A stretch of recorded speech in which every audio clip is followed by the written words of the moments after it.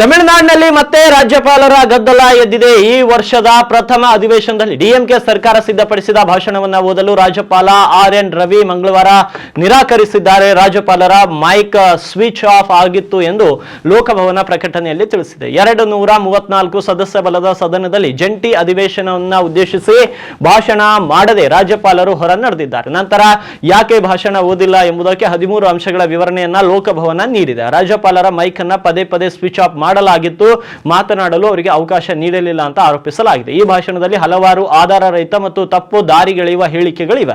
ಜನರಿಗೆ ತೊಂದರೆ ನೀಡುವ ಹಲವಾರು ನಿರ್ಣಾಯಕ ಸಮಸ್ಯೆಗಳನ್ನು ನಿರ್ಲಕ್ಷಿಸಲಾಗಿದೆ ಎಂದು ಅದರಲ್ಲಿ ಹೇಳಲಾಗಿದೆ.